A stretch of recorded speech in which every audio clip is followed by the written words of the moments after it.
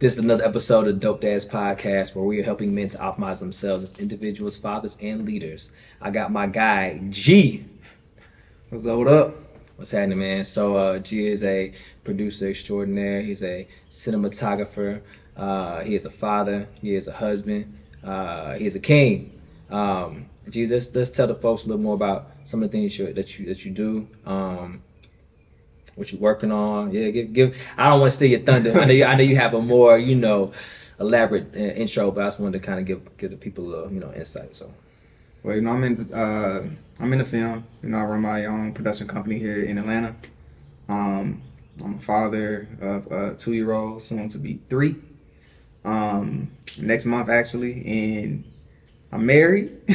Shout out to my wife as well. And my dog, man. I have a dog, 8-month-old Rottweiler. He keeps me on my toes as well. But man, just I feel like I'm on this mission with film to, I'll say, shed a more positive light on how Black people are portrayed.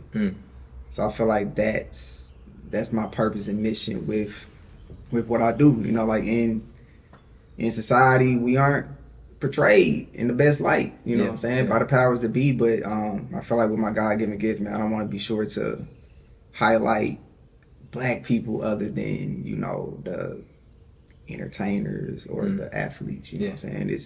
It's dope Black people in many different spaces. No shade to the athletes, straight up. you know what I'm saying? But it's some dope Black people doing great things. Yeah, but you know what, even to your point, right? So for the athletes and entertainers to even get that type of notoriety, there are hundreds of people working behind the scenes for you to even see them. You know what I'm saying? Yeah. So when you see an NFL game, when you see a basketball game, when you see a concert, when you see a music video, bro, it's hundreds of people working, you know what I'm saying, for us to, experience that.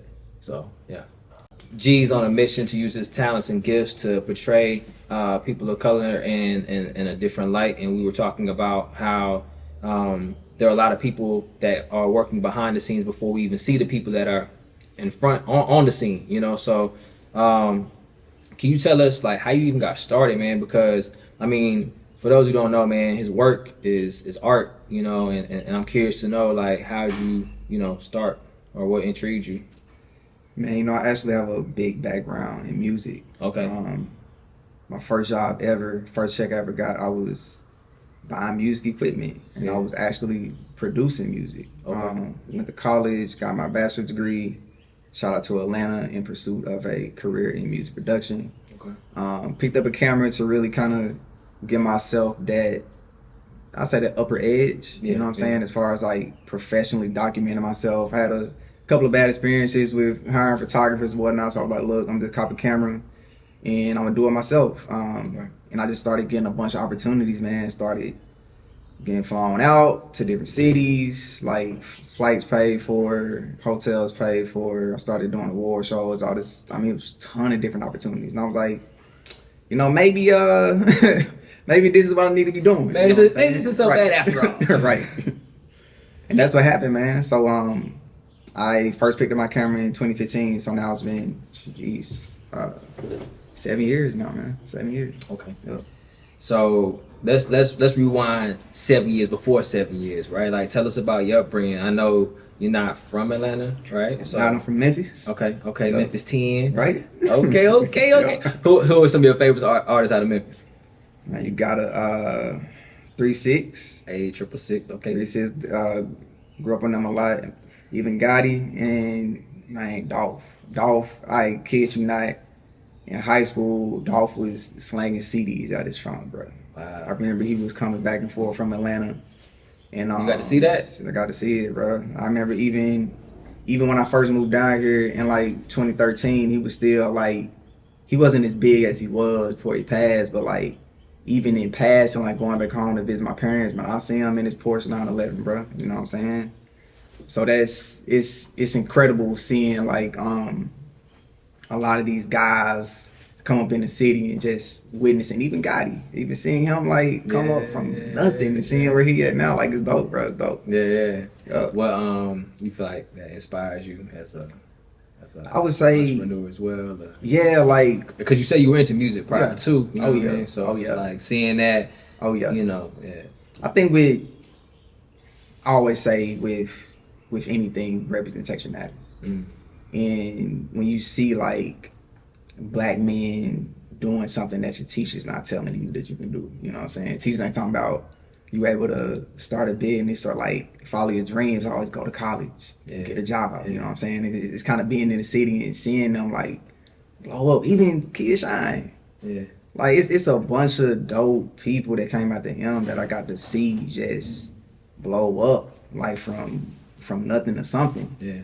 And seeing it for myself, man, I wanted a piece of the pie, bro. I've always wanted to be free from corporate. I always never really felt right in me to just want a job and just stick in that, you know what I'm saying? Yeah. And, you know, speaking of the pie, it's enough for everybody. You know what I'm saying? I think that it's something we have to realize just as a people, you know what I'm saying? Like they say, if you want to go fast, you know, go by yourself. You want to go far, go together. You know what I mean? So it's just like, bro, and you know what's crazy is I'm loving this energy around this, what seems to be a reoccurring theme about creating your own path, man. Like doing what you want to do. You know what I mean? Like I just love it, you know, because I didn't necessarily take the traditional route either. I mean, I did go to undergrad, you know what I mean? But here we are, you know what I'm saying? Both as entrepreneurs, as fathers, you know what I'm saying? Experience of what it was like to work in the corporate space and really, man, just leaning in and like just being obedient to our gifting, what God's called us to do. You know what I mean? Like I just love this energy and idea around like pursuing something that's like bigger, you know what I'm saying, than us, bigger than our existence, like really just being a vessel, man. Like so beautiful, bro. Hey man, like I know what you mean. And you know what? And it's not easy, it's not for the faint of heart, you know what I'm saying? But it's worth it. It is. It's worth it, man. So it is. Shout out to all the entrepreneurs out there. Shout out to everybody that's pursuing their dreams, man. Like, man, do what you want to do. I would just say this, man, and you can attest this because what I've even reached out to you for advice around is like, you know, structured time, focus, energy, having a plan. I think you do an amazing job of that, and we'll get into that, you know, a little further into the episode. But I want to continue to like unpack some of the layers of your upbringing. If you could, you know, tell us about what your family, you know what I'm saying, unit was like. If you could tell me, you know, or tell us about like what your friend circle was like and how, you know, maybe you've changed or evolved, you know what I'm saying, as you've grown up. Because, I mean, you know what it is, man. We've had like the friend circle changes, bro. You know, and I think that, you know, for a lot of people, unless your friend circle is evolving, you know what I'm saying, at the same not even at the same rate, but at least in the same trajectory, right? I think that's important, like for you to be going at least along the same, you know what I'm saying, like in the same direction. But yeah, man. So and another thing I want to point out, I've never heard of Memphis referred to as the M. I know we got the A, you know what I'm saying, but he said the M. So shout out to the M. I love it, dog. You know, it's like you got a rep, so I respect on that. But go ahead, man. I know I said a lot. So I was blessed to maybe raised with my father, man. My parents have been married now, I think this year it'd be 33 years, I believe. So I'm very, very, very grateful to grow up with both of my parents. I'm the only son. As I say, grew up in Memphis. My life was, I can't sit up here and say that I'm from the trenches, you know what I'm saying? I grew up a pretty normal life. You know, there were times growing up where we got like 1 or 2 cars repossessed, you know, lights may be out or something like that. But, you know, my dad made sure that every night that we ate, you know what I'm saying? He always made sure that we had a place to rest our heads. And it may not have been like, you know what I'm saying, this big mansion or anything crazy like that, but my dad also appreciative to see how hard he went for our family, even when like in the face of adversity. Right, no matter how hard things got, like I promise you, he always delivered. You know what I'm saying? Yeah. And that was grateful. You know what I'm saying? That was me seeing that, and even growing up, getting into college and being around some of my friends who didn't have that. You know what I'm saying? I could notice a distinct difference, you know what I'm saying? This has made me appreciate it more. So what are some of those differences like?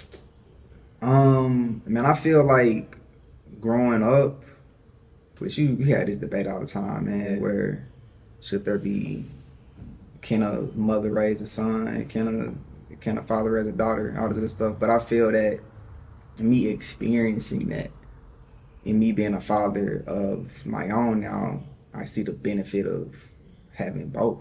Yeah. I mean, to me, man, it's not even a matter of like who is potentially more important. Like my daughter, bro, like she needs me and her mother. Yeah. Like she needs both ends of the spectrum because you're gonna deal with men or women in this world, bro. Yeah. You know what I'm saying? So me having that, I feel like I got more balance. It's things that my mama taught me that I appreciate. It's things that my dad taught me that really has helped me become who I am now, especially in the areas of like patience. You're gonna hear me say that a lot on this podcast. Like patience, he supported me. Like even when I moved out here, man, I was on some, I can do this music stuff. I can work for myself. And, mama's gonna play it safe. I'm like, nah, you get a job. What? Get your 401k, all that stuff. Yeah. But it's from a place of love. You know what I'm saying? I can't be mad at mom for that because mom want her son to be safe. She don't want to see me struggling and do all these other different things. But my dad, like, he was like, I'll support you. Whatever you want to do, you can do it. Yeah. And I feel like not having that, I probably would be doing something completely different right now. Would I be happy? Would I believe that I can? Now I'm in my 3rd year of entrepreneurship. Would I even have believed that that's possible without my father? Not to negate from my mama because you do need things like you just can't nurture nature. Right. You know what I'm saying? So yeah. You know what I'm saying? You just can't be out here like, no health insurance, no 401 guys. You can have a business and a 401k. You can have a business and have health insurance and all this other type of stuff. So you don't got to be out here thinking that you're missing out on certain benefits from a corporate job because you have access to this stuff as well as an entrepreneur if you get your ducks in a row. Yeah. But I wouldn't have known the importance of that stuff if my mama didn't instill it into me. You know what I'm saying? So I need both. I feel like a lot of guys I grew up with, man, they were just kind of, I'll say, one-sided. You know what I'm saying? When it came down to that, it was something that they was missing. And I mean, like, in the home, like growing up with both of your parents, not divorced and none of that, it's different, bro. I'm just, as I say, I'm so grateful, especially with the divorce rate in the Black community I believe it is higher, but I believe it's the highest. Yeah. And just being able to grow up with that, man, is just something I'm gonna forever be grateful for, bro. Let me ask you this: do you feel like that a child can still have the benefits or have an environment that still allows them to reach their maximum potential in a situation in which both the mother and the father are not married? I do. I feel that as long as both parents have a healthy relationship, that don't mean they got to be together. Yeah. But as long as they respecting each other and they're both involved, you know what I'm saying? I think that's the main thing. But I got some friends whose parents were married, but the father was really going hard, providing for his family, and the father wasn't present. Yeah, I've been here. And it shows. But even though he was out there, but it's like still like, it's important. It's nothing more. My godmother told me this when my daughter was a little baby. She was like, there's a lot of things that you can give your daughter. Materials, money, whatever it is, but the best and most precious thing you can give her is your time. And that's something I never forget. And I'm so appreciative for my dad and my parents, even though they weren't the richest, but they showed up. So I feel like as long as parents are still a team, regardless if they're together or not, I feel like the child is gonna be able to blossom into who God created them to be. That's real, man. I respect that, man. I think at the end of the day, like to your point, man, like kids want your love, they want your time, and so when you were growing up and you had like those experiences and you seen some of the differences between like your friend circle, how did that like shift as you got older? Like, did you, I imagine that you started to maybe not be as close to some of those people that were in your circle.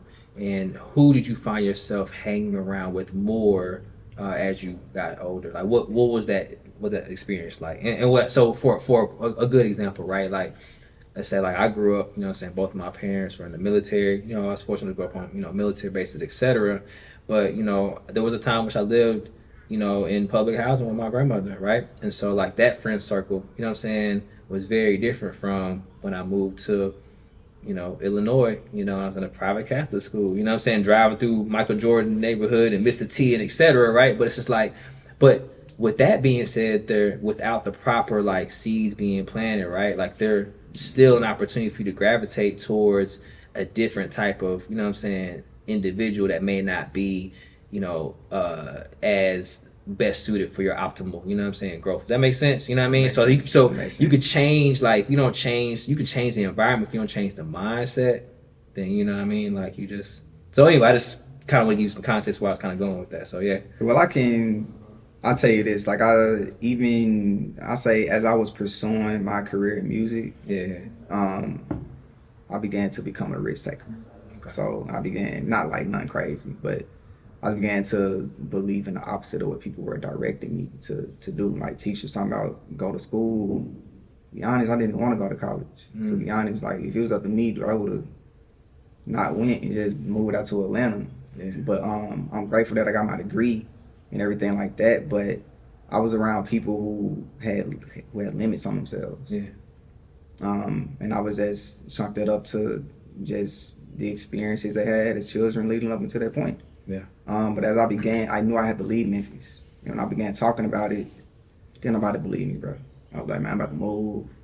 Soon as I get my degree, I'm out of here. Nobody believed me. Kid you not. All throughout college, I worked very hard, saved up 5 racks. 2 weeks after I walked the stage, I was in an apartment in Atlanta, bro. And That's fire. That's dope. Everybody was shocked. But when I moved, a lot of those friends who had limiting beliefs on their potential, we began to do this. Like if when you start doing things and you start getting exposure to things and you're growing and developing, some people simply don't want that. So it's not about I'm better than nobody or nothing like that. Like we're just different. You know what I'm saying? And it's like they stopped fooling with me. I had some people that were trying to have my girl back in Memphis. They were trying to, one of my friends I would consider a best friend, he's trying to get at my girl and all types of crazy stuff. But I lost about 90% of my friendships when I moved to Atlanta.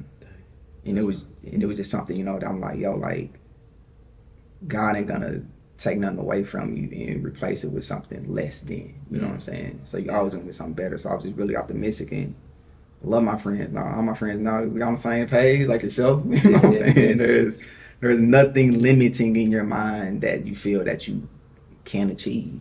You can do anything. If you want to go fast, go by yourself. Sure. If you want to go far, go as a group. Right. But anyway, but the circle is important nonetheless, right? Yeah, and in that circle, like it's an equation, right? You get people that add to you. You get people that can subtract from you. You get people that and you get people that can divide you. And when you really tap in, you get people that multiply you. You know what I mean? So it's like, man, how do we grow to that point to where we got people that are dividing and the people that are subtracting and get more adders and multipliers? You know what I mean? So like, that's exciting, man. That you even, you know, had that revelation and, you know, like you said, having that relationship with your father, you know what I'm saying, and your mother, you know, to have you plant that seed in you to know that, you know, anything is possible and that, you know, to have that support, you know what I'm saying, to jump out on your own. I think the interesting thing about that also is that, you know, sometimes, you know, I don't want to retract my statement. If you want to go, I guess it is true, right? If you want to go fast, go by yourself. But you had to get a new friend circle to continue to go further. You know what I'm saying? Yeah. So, like, kudos to you for even doing that and having the belief in yourself because, you know, sometimes it's challenging, right? Like, you want other people to believe in you, like especially when you're friends, bro. Like, people that are close to you. I know that, you know, we sometimes value their opinions and their sentiments around us, but like when you're called, to do something, everybody's not gonna, be on board. You have to go out, strike out on your own. So respect on that. And you know what though? One of my friends a few years ago, he asked me a question. He was like, "Man, how do you get so many people to believe in you?" Mm. He was like, "What do you do?" And I was like, it's gonna sound crazy. I was like, I appreciate the support, but the only person that's required to believe in me that I pay attention to is God. Everybody else is just extra. Yeah. So I don't depend. I appreciate it, but if I put myself in a place where I depend on the approval of what somebody believes about what God implanted in me, yeah, then that means that I don't trust where He's taking me. You know what I'm saying? Ugh, I don't know if they call it that. Ugh. So, yeah, but you know what? So then that leads you to a place where you're becoming interdependent on people that don't necessarily validate or people that don't necessarily, it's not their place to see the value in you, right? Yeah. Like God put the value in you, right? And so your dependency should only be on the person that gave you, you know what I'm saying? The value. And then only at that point you must then know your worth to even, you know what I'm saying, take that step. So hey, I love that, man. All right, so we from the M. Yeah. All right. Music. Five G's. Moved out of Memphis. Good support, you know what I'm saying? You got any siblings? I do. I got 3 sisters. 3 sisters? And I'm a twin. Shout out to my twin sister. I didn't know that, bro. I don't know if I knew that. Did I know that? I don't know. Yeah. So you got a twin. And where do you fall? Like oldest, youngest, middle? Like where you? Well, I was born last. So I'm like the baby. Okay. So me and my twin, we were the last. I got 2 older sisters. And that's the whole game, bro. Gang, right? And that how is your relationship with your siblings and how's that impacted you, you know what I'm saying, like as an adult? Me and my siblings, we get along very well. Okay. I wouldn't say that my twin sister, she's like one of my best friends. As she should be. Y'all like the same person, different gender, right? No, I'm just playing. Talk to my twin sister almost every day, man. I love that. We're more alike than we're different. I say that. I love We are. Man, twins run my family. I lucked out. My grandmother was a twin. She had a set of twins. My daughter's mother, her father's a twin. Oh wow. Shout out to my daughter Taylor and her mother Jaleesa. But yeah, man, that's crazy. Yeah. So anyway, my brother, I have a younger brother, so he could be the one. I don't know. I ain't trying to jinx him or nothing like that. Shout out to John. I got another brother too. I've never really talked about my family, but yeah, I'm the oldest. Okay. Yeah, so I got 2 younger brothers. My middle brother, he beat me to the punch. He beat us all to the punch. He's got several children. You know what I'm saying? Okay. And he's holding it down, doing what he got to do. Right. Okay. But yeah, so you talk to your youngest sister or your twin sister the most, like do you how far are you and your older siblings apart? Like pretty far? My second oldest sister, we're 18 months apart. Oh, okay. My other sister, we're about I think 8 or 9 years. Okay, cool. Okay, got you. Yeah. Me and my youngest brother like 15, almost 16 years apart. Oh, so, yeah, okay. Me and my middle brother about 4 years apart. Okay. So yeah. All right. So we talked about your family, your family, but now the family you're building. Tell us more, man. Like, what's your daughter's name? And how has she impacted your life? You know what I'm saying? As you've gone on this journey. And the interesting thing, so my daughter was born in April 2019. Okay. Her name is Riley. What's up, Riley? Yeah, Riley. Yeah. And the interesting thing is, this is 1 year prior to COVID. So when COVID came around, dude, I felt like I was at the peak of my business at the time, and then everything shut down. Yeah. And daycare shut down. I'm like, yo, like, I gotta watch. You're like, I know you lying. Me and my wife was like, you're already making the majority of your money from your business, so it just makes sense for you to quit. You know what I'm saying? My wife, she is a therapist, so her job definitely wasn't shut down. So right. You know, if anything, it picked up, right? Yeah, it did. And we got to spend me and my daughter, we got to spend a lot of time together in my business. So I was kind of thrusted into entrepreneurship. Yeah. Into this completely new world. But having a time with my daughter, man, it taught me a lot about being a father. Yeah. It did. I got to see everything. Like, just there with her every single day. Yeah. And my business was booming. So I got clients and I'm trying to shoot and I'm trying to figure out babysitters. What's the business, by the way? Shout out. What we got? Above the Line Media. Yes, acronym ATL or whatnot. Okay. ATL. But yeah, man, I got to spend a lot of time with her, and it taught me, as I say, I'm gonna say this word a lot. It taught me a lot about patience. So, man, like if she was, my kids start walking, bro, they just into some of everything. So, there'll be times where I'm editing and my whole computer shut down. I'm like, oh, what is she under my desk? She done turned off the power surge.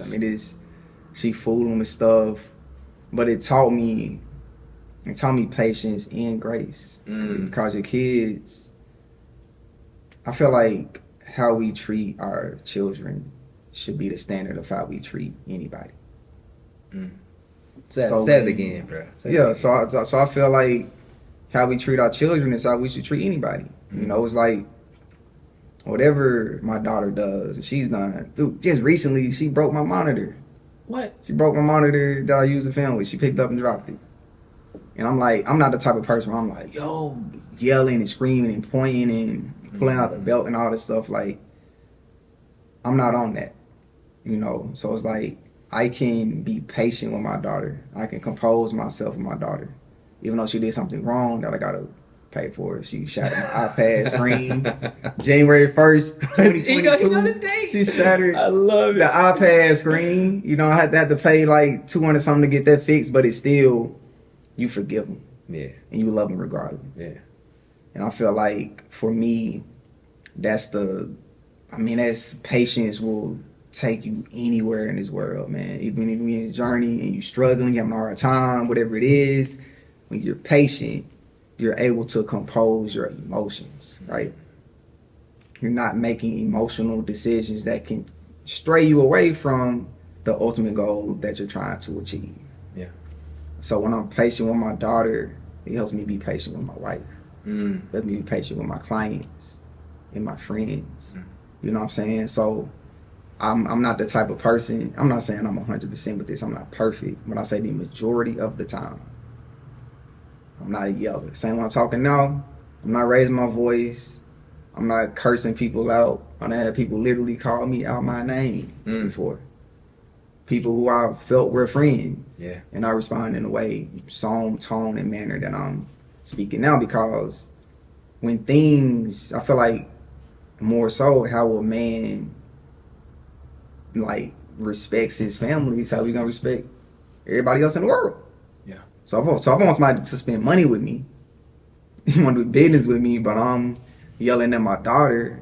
I'm pulling the belt out, doing all the type of stuff that I'm not in agreement with how I was raised. You know what I'm saying? I don't gotta do all that. I can talk to my daughter. Right. You know what I'm saying? I can build a relationship with her. Yeah. You know what I'm saying? And from that, I don't want my daughter to grow up. As we all know, we were teenagers once. Yeah. I feel like the way that we've been raised in the Black community,